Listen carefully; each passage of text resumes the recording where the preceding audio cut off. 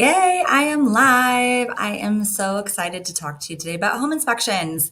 We have gone years without doing many inspections, and I feel like everyone is a little rusty on what a home inspection is and is not, what we're doing during the home inspections, how to help a home inspection go well, how to make it so it doesn't totally tank your purchase, all those different things. And so I'm really excited to connect with you. So, without further ado, as I'm talking, please feel free to leave comments or questions in the comment section below, and I will definitely try to get to them right away and answer live. But if I miss it by chance, I will make sure to come back and get you an answer. So please feel free to comment away. In the meantime, I wanted to kind of just do a preface with a home inspection and inspections on the house you're purchasing are something that's done after contract. So there are a few steps that we can take together to make sure that we are prepared for the home inspection after contract, and that is have a really detailed first home tour. So the home tour is important because, of course, you as the buyer are looking at the home and thinking, does this fit for my family? Does it fit for the needs that I have? Does it have the space? Does it have the room? Does it have the closets or whatever the most important features are? That's what we want to really drill in on.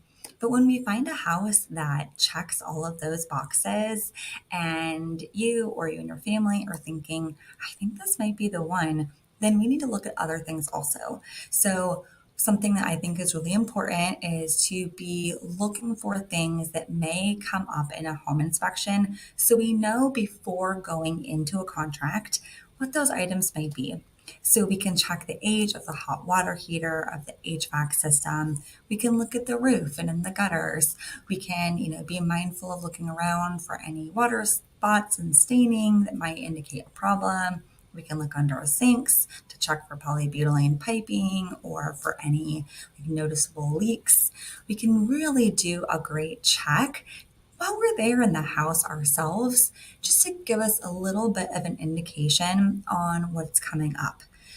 These are really important items too because they are going to potentially affect the negotiation period of the contract. So maybe we walk through the house and you love it, but it has an original HVAC roof, hot water heater, etc., and you know that those things are going to need replacing in the next couple of years.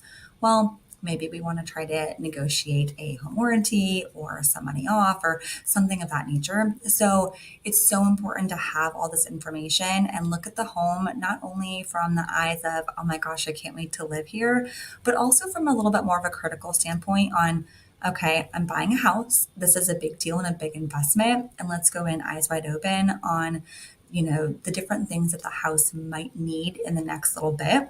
That's also important from a financing standpoint. Do we have the cash to do those items? Do we need to try to negotiate a seller subsidy to help cover those things? There's a lot of different things that factor into it. So let's assume that we have done this detailed tour. We are very well aware of the pros of the house as well as some of the things that might need some maintenance and to be under contract.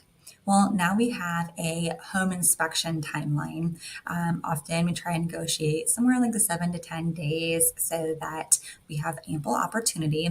And you, as the buyer, have the chance to do any inspections you want to do. So typically, you'll do a whole house inspection with a general inspector.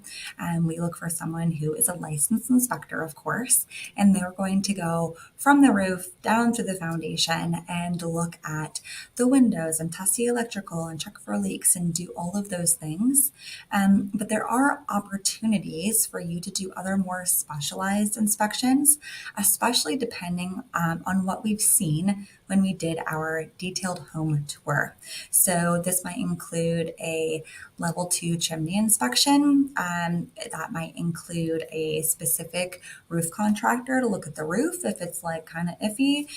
You might prefer to have an HVAC specialist come in and do an inspection.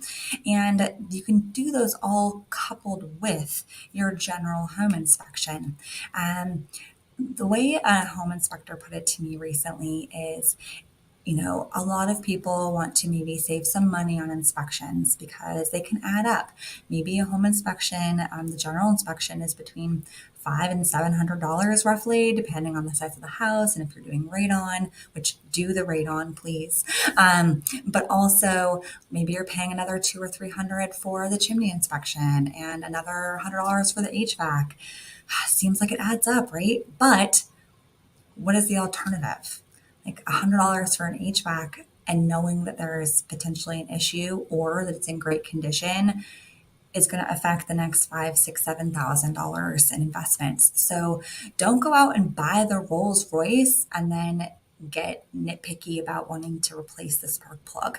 Do the inspection so that you have all of the information possible. If it's a well and septic, you're going to want to have those inspected fully also. So there's a number of different inspections that you have the opportunity to do. And you have the opportunity to choose your inspector also. I think this is super important. A lot of us agents have our preferred home inspectors, of course, but it is really important for you as the buyer to select a home inspector that you are comfortable with, that you have done the research on, and that you feel confident in. So the next step, of course, choosing who is going to do these inspections during your home inspection time period. So, okay, we've chosen who the inspectors are. We've chosen what inspections are being completed. What are they doing during the inspections? Well, they're going to be looking at, depending on who the inspector is, things like the chimney or the roof, or the general inspector is going to be going top to bottom. And as one of my favorite inspectors likes to say, this is not a pass fail. This is not this house is good, this house is bad. You should buy the house, you should not buy the house. It's simply providing information. It's fact finding, it's information gathering. And hopefully, we have done a good job on the home tour. And a lot of the things at this point should not be a surprise. There's always going to be little things, especially when we factor in the age of the house that you're purchasing. So, a 3-year-old home is going to look a lot differently than a 30-year-old home. But we should always expect to see some little things, caulking that needs to be replaced, maybe an outlet that has a reverse polarity, or a GFCI missing in an older home. Very common things because over time, code changes. And so it's really important for us to acknowledge that the home inspection isn't to say, hey, sellers, we want you to bring this 30-year-old home up to code and relocate things and replace plumbing and do all these things. We are looking for items that have deficiencies.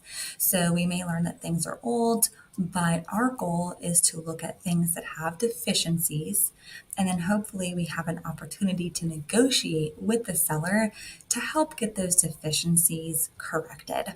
So that could be as in the form of the seller giving the buyer, a credit. It could be them doing the repairs. It could be them doing like the radon mitigation, things of that nature. But typically, again, we're looking for those big things. We're not asking a seller to replace old caulking or things like that. We're looking for problems with the electrical, problems with the plumbing, like major issues that are going to cause and that are going to be like an adverse item within the home that would be difficult, be difficult for you to either live in, resell, get insurance on, things like that. So it's really important. And I feel like right now we're in this shifting market where sellers still really want to get top dollar and buyers want a good deal. And so I feel like we're getting into this arena where the home inspection is being used by buyers because they really, really want a perfect house. And no house is perfect. Even new construction is not perfect. And the reason for that is because they are built and maintained by humans, and we have human error. And so there's always going to be things that pop up. But again, if we've done our due diligence from the get-go, then we should be going through the home inspection going, yeah, I expected that. Yeah, I expected that. There shouldn't be major things popping up. And so be making sure that you're working with an agent who is able to identify these items for you and help you point out where the value is in the home as well as where the things are that might be costing some money down the road. But then also be selective on choosing who your home inspector is so that they can give you just facts. A home inspector should be telling you what works and what doesn't work, not personal opinion on upgrades you can do down the road that you should then ask the seller for. That is not the purpose. We are looking for defects. And I think we all have to remember, again, that no home is going to be perfect. Things are going to pop up. So if we can approach the home inspection with grace and understanding that it may be a little bit of a negotiation and to get to a middle ground, that is the goal. That is a win overall.